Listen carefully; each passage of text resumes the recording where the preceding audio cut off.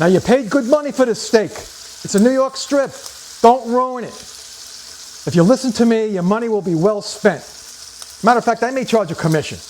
Welcome to Comedy Kitchen with Chef Sel, where we fix what you keep ruining. All right, let's back up a little bit. Before it made it into that pan, this is what I did.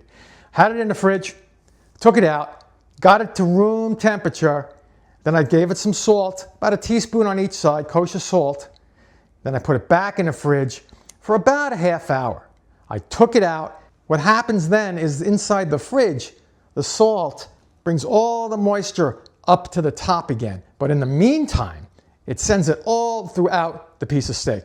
So now you have moisture inside before you even start. So you got to clamp that moisture in there. How do you do it? With a really hot pan. That's what you saw. You don't need a cast iron. I watched about 5 videos just to kind of warm up my chops a little bit. Everybody's like, you've got to have a pan that's cast iron back to the days when the pilgrims did the thing. No pilgrims. Just get yourself a nice heavy bottom frying pan, get it to medium high.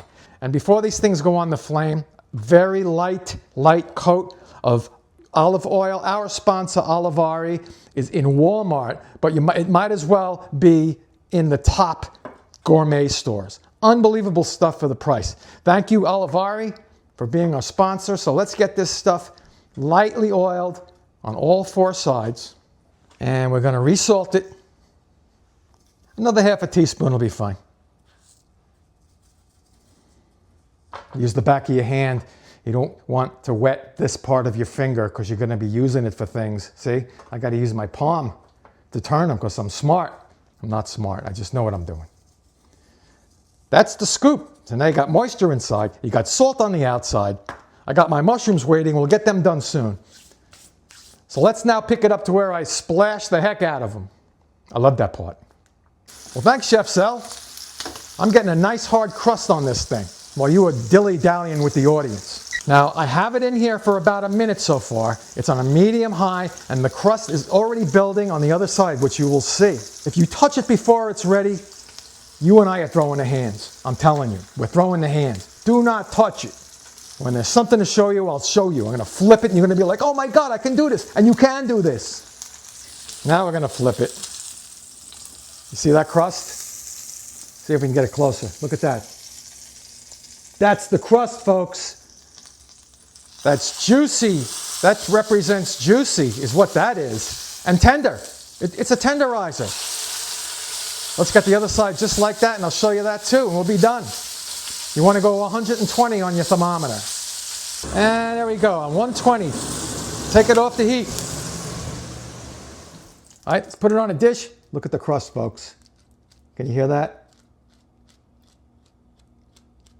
That is flavor, and that is moistness, and that is tenderness. While that rests 10-15 minutes, let's make those mushrooms. I added about a tablespoon of our olive oil, and I kept about half a tablespoon of the fat from the meat for more flavor. So I have these halves of portobellos here. You can get them sliced, you can get them halved, you can get them quartered. I want steakhouse mushrooms. That's what I call them. See? That's a steakhouse mushroom. You know, you got a meaty, hearty piece of meat. I want a meaty, hearty piece of mushroom or something.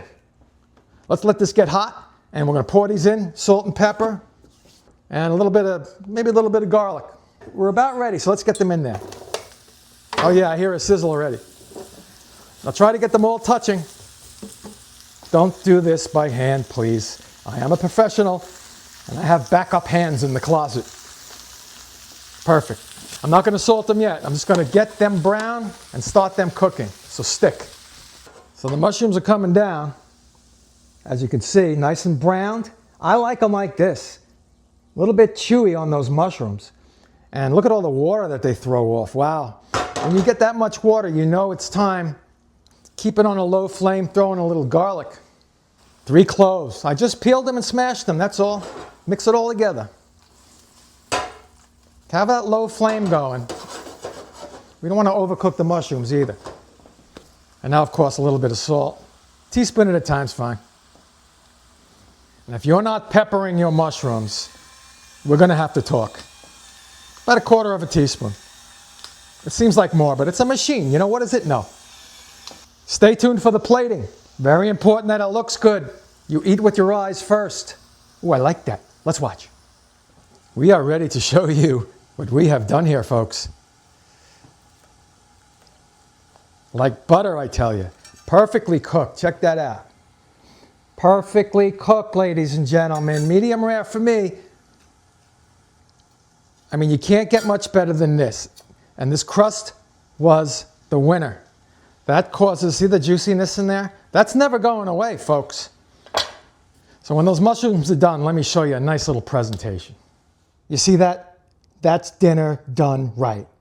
Next time, don't ruin it.